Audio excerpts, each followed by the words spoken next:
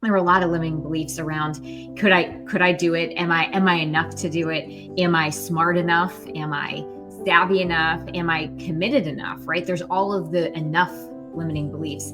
And I think for many of us, what we have to do is start asking ourselves deeper questions. Because once we're able to identify and become aware of what that belief is or what the narrative is, then we have an opportunity to ask ourselves, well, now what do I want to do about this?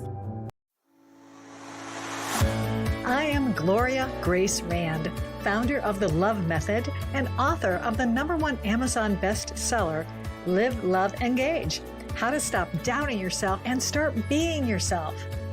In this podcast, we share practical advice from a spiritual perspective on how to live fully, love deeply, and engage authentically, so you can create a life and business with more impact, influence, and income. Welcome to Live, Love, Engage.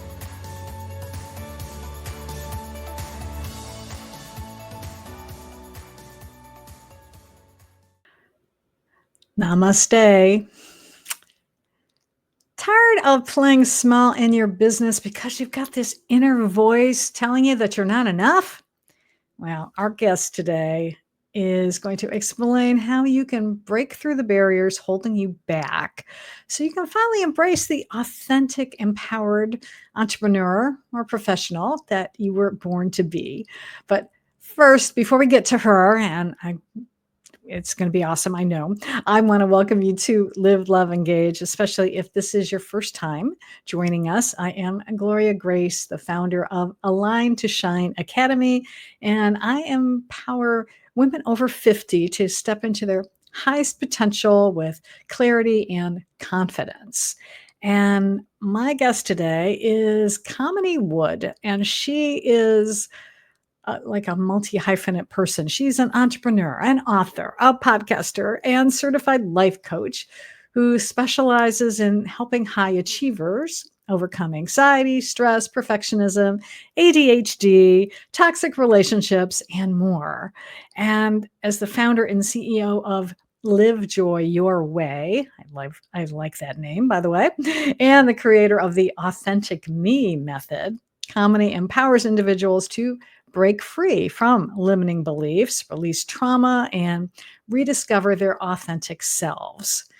And that's all the things that I love to do too, but I love having other perspectives, other people, because we all resonate with different people. So I can't wait to hear how she does this and what her authentic me method is. And this is actually Kamini's second appearance on Live, Love, Engage. So I want to officially welcome you back to our podcast. I'm so glad to see you again.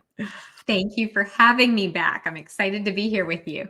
Yeah. So I should have looked up and see what we talked about the last time, but it's been so long ago that we were talking before the show how we both kind of grown and evolved over the last few years. And I know that this is something that I guess we all do as people, but I want to really start diving in, because this is something that I know that limiting beliefs, they often lead to things like imposter syndrome for entrepreneurs in particular. But it's not always easy to be able to recognize those things. So how can we realize that maybe that's why we're sabotaging our business growth, is because we've got some kind of beliefs that maybe we aren't even really aware of that could be causing that type of behavior? That's such a great question, because I do think that oftentimes we are operating with stories, narratives, limiting beliefs that we just don't know. We don't know that they're there because we've never taken time to actually evaluate, what are the things that we're saying to ourselves and where are those things coming from? And especially as entrepreneurs, I know for myself starting my business, there were a lot of limiting beliefs around could I do it? Am I enough to do it? Am I smart enough? Am I savvy enough? Am I committed enough? Right? There's all of the enough limiting beliefs. And I think for many of us, what we have to do is start asking ourselves deeper questions. Like, for instance, if we notice that our inner critic is constantly nitpicking, or we notice that there are certain patterns that we're seeing over and over again, we need to start asking more curious questions around where is that stemming from? Where is the belief, or where is the storyline coming from? And what is that story? Because once we're able to identify and become aware of what that belief is or what the narrative is, then we have an opportunity to ask ourselves, well, now what do I want to do about this? Awareness is only part of the way there. It's that doorway to change. Once we become aware of it, it's really up to us to then decide, well, given my values of today and what's true about me today, what is it that I actually want to live into? Or do I want to keep living into this old story? Yeah. And I'm sure actually if someone's listened to this podcast before, they've probably heard me talk about it, but in case you are brand new, where do some of these limiting beliefs come from? Because I think that's, as you're trying to ask these questions, I know for me, and I'm not going to say it right now, you may be surprised where these things, because I had limiting beliefs around money.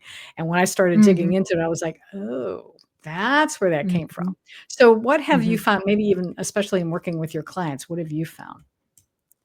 I have found that oftentimes the limiting beliefs that we have are deep rooted, and they're from some experience or message we received in childhood. It could be from our cultural upbringing, familial upbringing, societal, many different aspects that contribute to it. However, it's not just limited to when we were younger. A lot of us also have acquired certain limiting beliefs throughout our life. And again, they come from either messages we receive, or we go through experiences and we make it mean something, and that perpetuates the story or the limiting belief.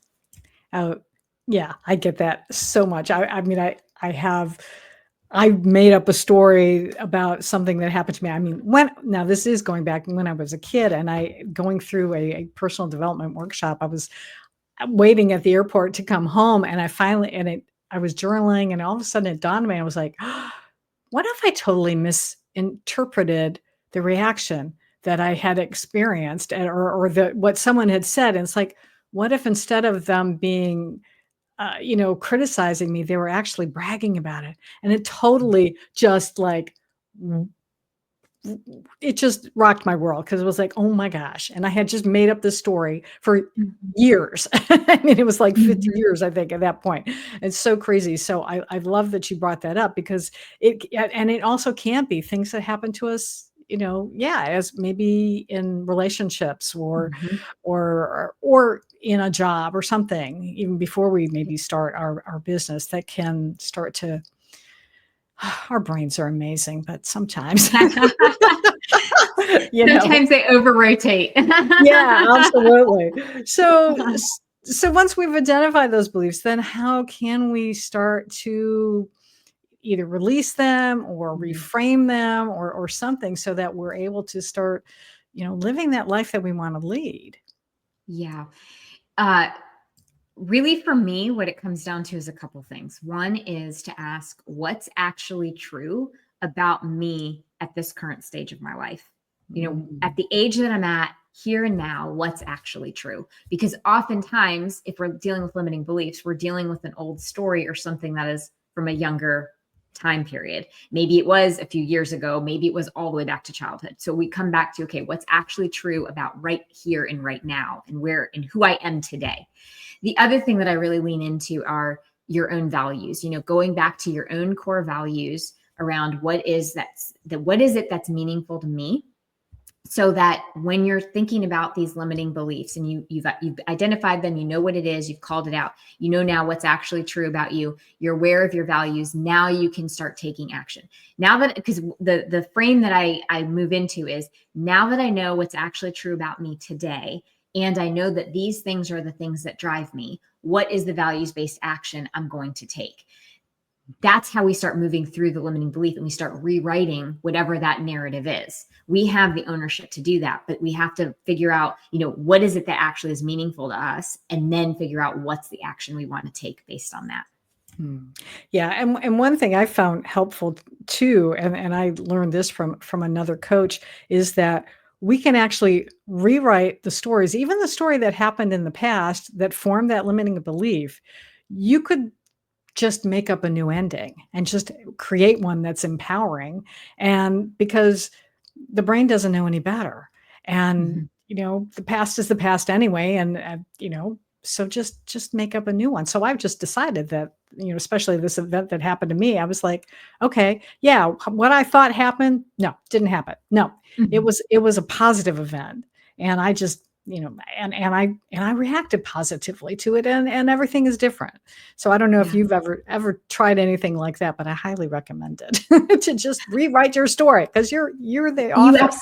You're absolutely right. And even in those periods where we had that story or that meaning that we made, we get to say, and what else?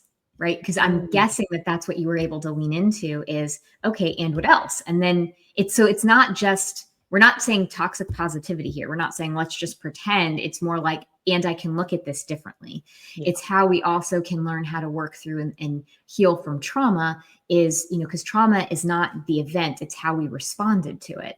And so if we keep reliving the same event the same way, we're not actually healing from the trauma. So instead, we start building up the ability to look at the trauma with a different lens. And so Mm. what you're just talking about is a play off of that. Yeah. And I know I wanted to get into other stuff, but I'm gonna ask you about this, because this is just something that happened to me last night. So I woke up in the middle of the night trying to get back to sleep, and all of a sudden I started like replaying. uh Frankly, it was my sister's last day when she passed away, and I was there with her. And it was like going through all this stuff, and I'm like, why am I doing this? It's like I've already healed, I've forgiven myself and let go. And it's like, brain, stop. So, Mhm. just to let people know, even though I've done a lot of work on myself, it's like still stuff comes up from time to time. So how how can one deal with that? So what? Oh, yes. I think that's so true though. I think that sometimes we've done the work, we have healed, we've continued to move forward, and yet those things can still pop back up. And what you just said, right? We try to say brain stop. And it's almost like we start shaming ourselves for being human and having these things come back up.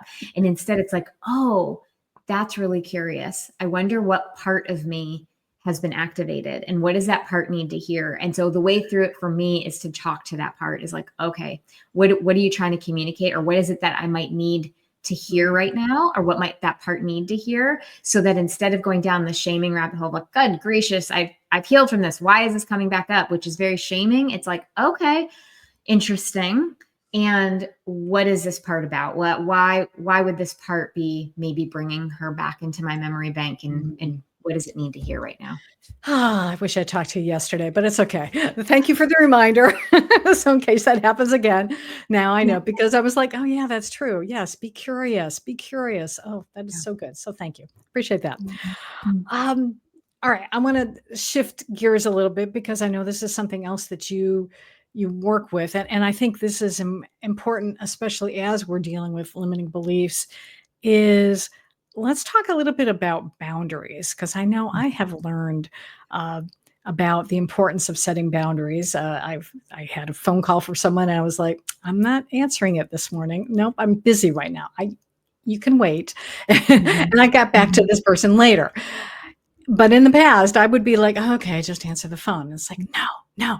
So how talk a little bit, actually, even before we get into the how. So why is it important that we set up healthy boundaries for ourselves, and then we can talk about how to do that. Yeah. I had to learn this. I had to learn this myself, right? I am a people pleaser by nature, and so my give and overgiving was something that I had to grow through myself. And so learning just like what boundaries are and why are they important was sort of, it sounds weird to admit, but it seemed foreign to me. But what I learned about boundaries are, they are actually the way to build healthier relationships with others, because we're communicating what works for us and what doesn't. Also, having boundaries for ourselves allows ourselves to do that self-care, so that when we are showing up in relationship, or we're showing up just in life in general, we're coming from this full and complete place rather than from a depleted place. And so for me, boundaries have really become reframed as self-care, as well as a power move to build better, healthier relationships with other people. Mm. Can you Give an example of, I mean, because I just shared one now, which was, not answering the phone. But what would be some other examples of boundaries that maybe that you've learned to set in your life and that your clients do?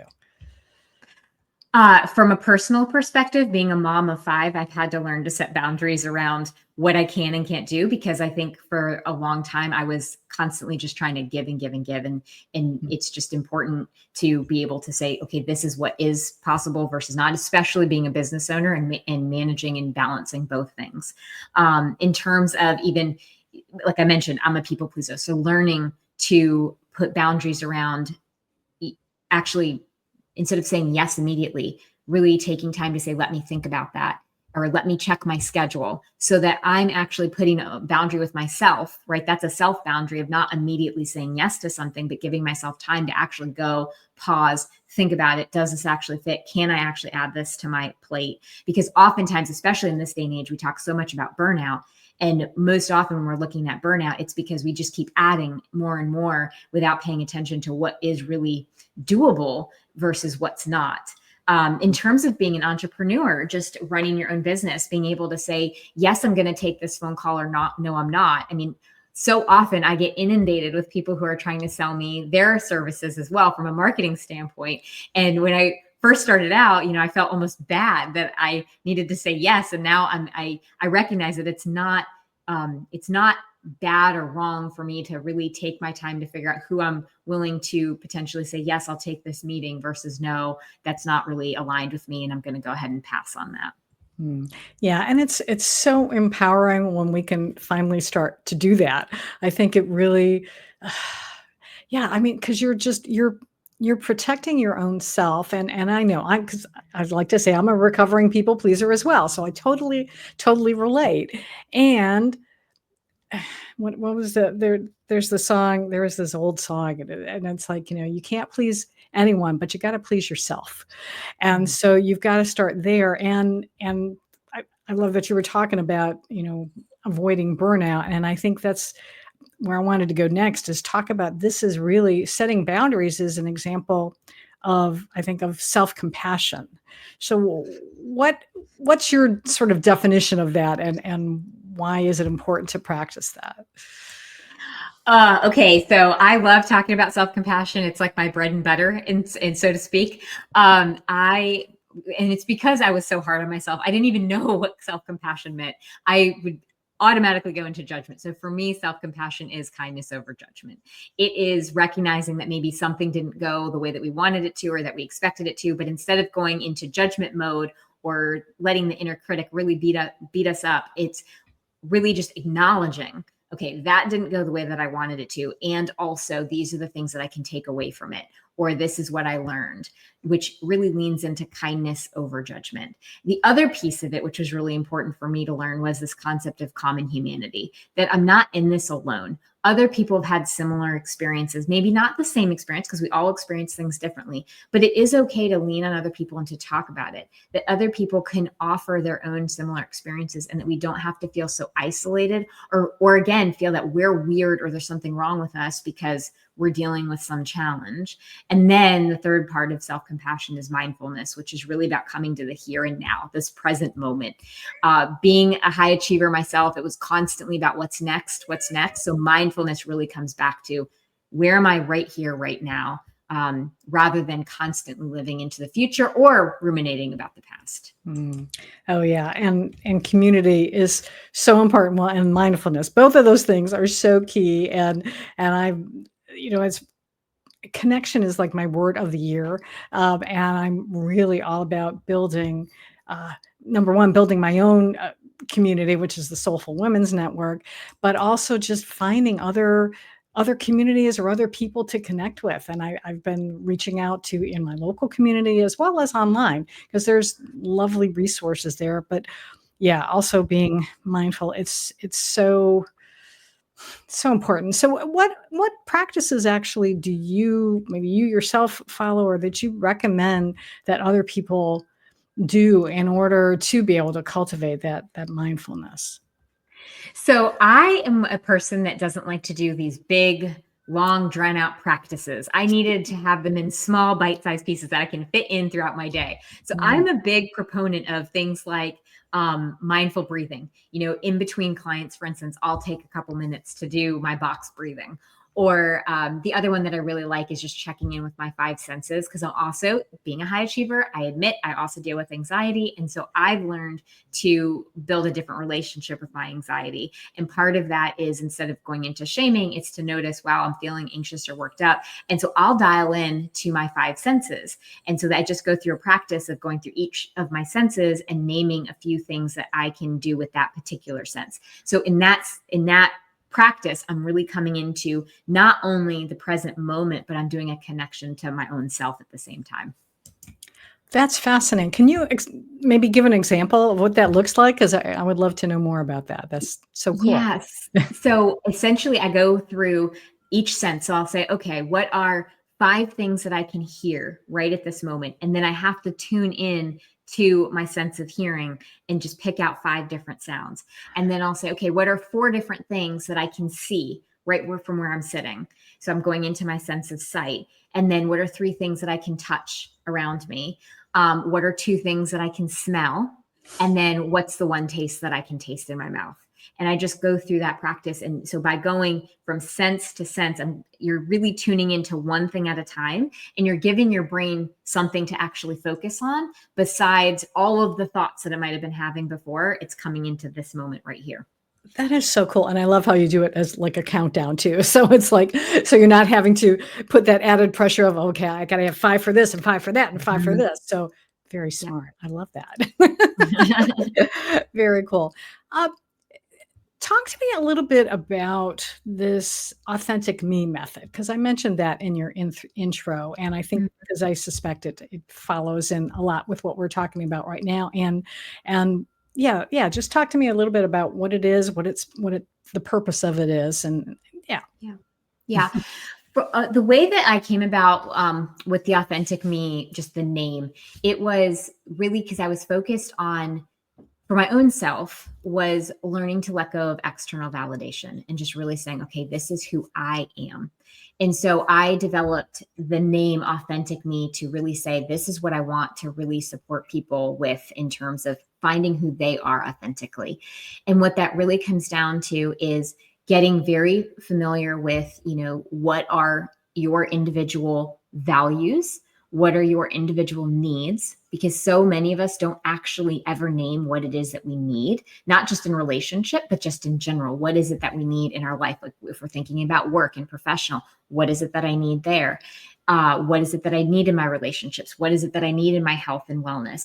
What is it that I need in my financial world? So really coming home to that. And so as you're going through this process of understanding what your values are and what your needs are, and then working through those limiting beliefs, now we've got the 3 pillars of really figuring out who you are as an individual person.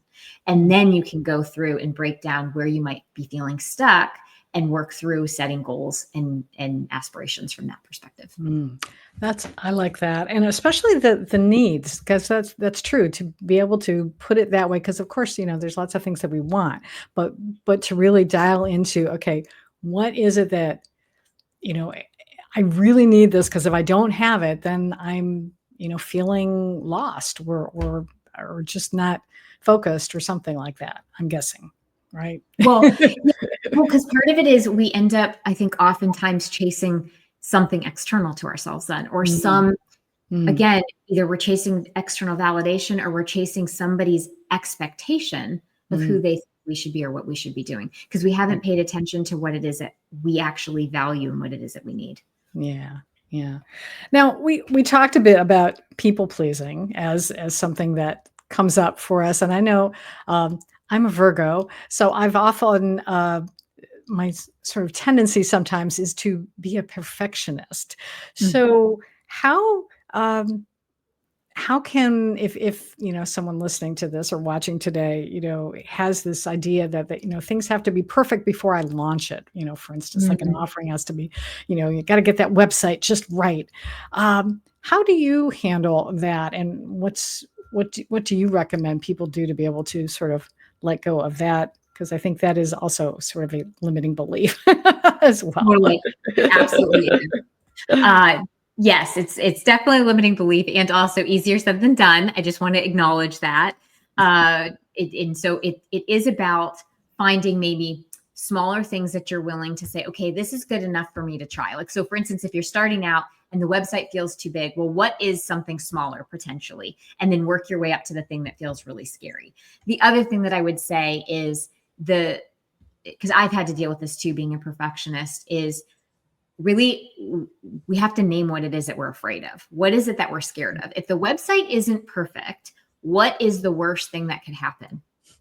And because when we answer that question, the worst thing probably is that, oh, well, I'll miss some sales. Okay, but what will you do then? Well, I will fix the things that I catch.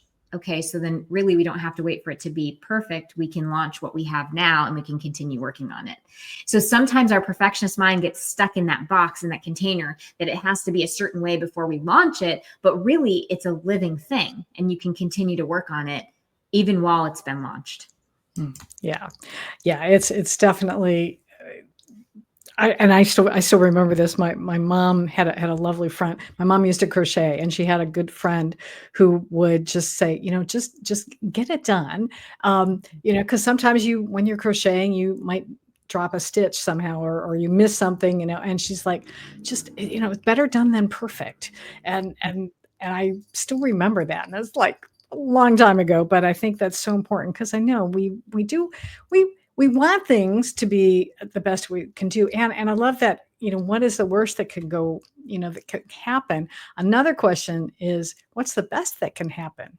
Even if it's not perfect, you might still get a sale anyway, because somebody may not have noticed that little typo. Right, That my exactly. eagle eye always goes to. I'm like, oh shoot, I gotta fix that. That's so true. That's so Yeah. true. Oh my goodness. Um, Another thing that I know that kind of goes along with all of this stuff is I think that the importance of, as we're trying to grow our business and dealing with all of this, is how can we cultivate resilience without kind of falling back into old patterns, like I was doing last night, going, oh, instead of being curious about it. So Yeah. how can we do that? I say that it's a couple different things that we can work on in terms of building resilience. One is what we already mentioned, is just self-compassion, right? Really leaning into this kindness over judgment. The other piece that I'm a huge proponent of, you heard me say it already, is curiosity. Get more curious with what's happening versus, again, judgment. It's this is interesting. What can I learn from this? The other things that help with resilience, in my perspective, are looking for the right thing, even in a very challenging time. And what I mean by that is not toxic positivity, but instead, can I find something that I can actually have even an ounce of gratitude for, an appreciation for, even in the most challenging moments? Because that will remind us that there's still something that we can continue to build off of. And it has been shown that if we can build a gratitude practice, that we end up building that optimistic outlook muscle.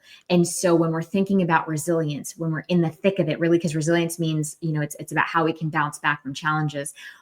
Being able to build our resilience comes down to even being able to just have gratitude and appreciation no matter what's happening around us. And this is something that I've really worked on over the past few years as well.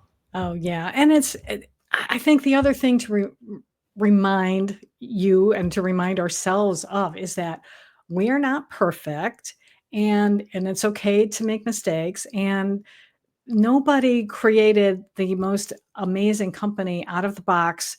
Nobody went from, day one to day two, selling $1 million. I'm sorry. It took time. And there were always, you can just go Google, you'll find lots of people who have gone through, setback after setback. So instead, I love that you mentioned gratitude, because that is like my favorite thing to talk about as well. And to be grateful, yeah, as you say, to find gratitude in those, because challenges, that to find what is the lesson, what can I learn from here, and so that I won't make that same mistake the next time, because there is always things to learn, and to be grateful. So I always make sure that before I go to bed at night, I'm always listing, a few things that I'm grateful for, at least 3 things, and sometimes if I had a good day, or even if I didn't have a good day, it's like, okay, let me see what else I can figure out, because Yeah. and then sometimes I'll forget and I'll be like, oh yeah, that's right. That also happened. Oh, yay.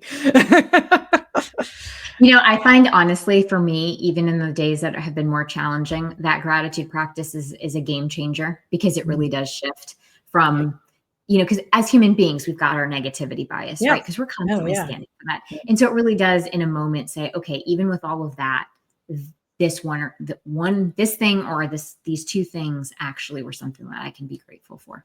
Yeah. And you mentioned curiosity there, which I love, because that was like, oh, it's the perfect segue for me, because I wanted to ask you, what are you curious about right now? Oh gosh, I'm so curious about lots of different things.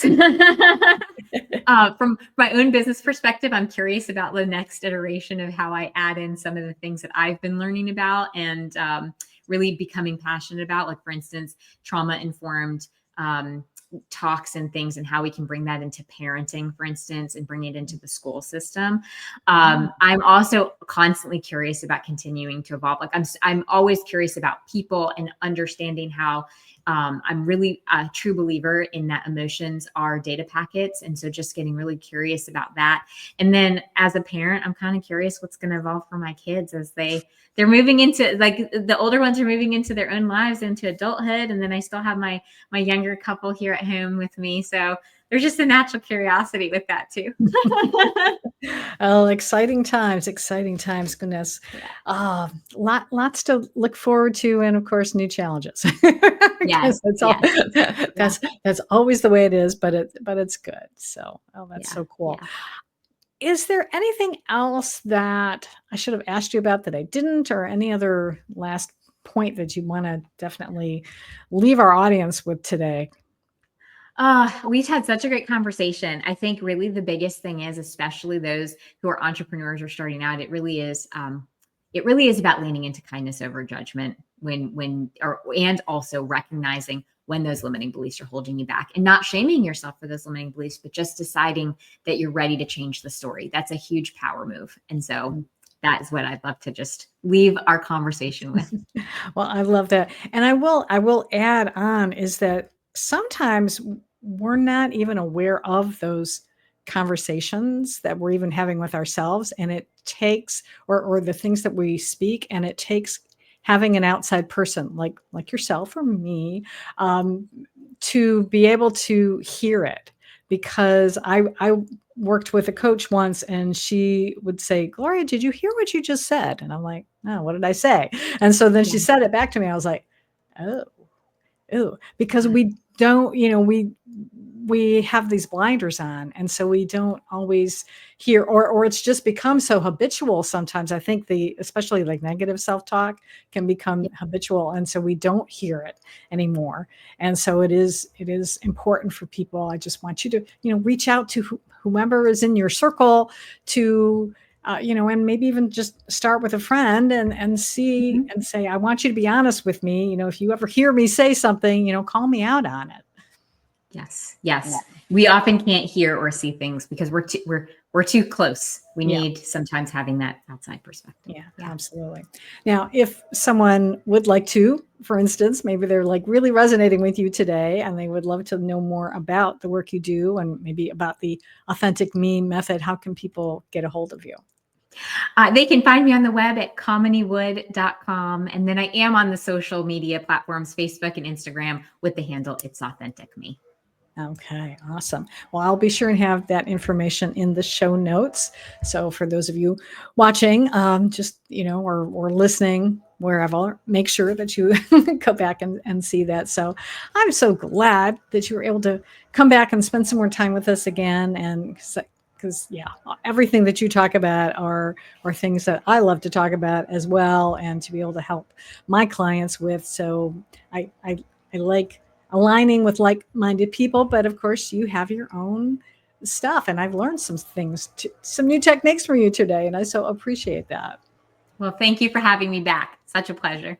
And I do want to thank all of you for listening and for watching, and I hope that you did receive some value from this today. And if you're not subscribed already, be sure that you do so on your favorite platform, wherever that is, whatever that is. And until we meet again, I encourage you to go out and live fully, love deeply, and engage authentically.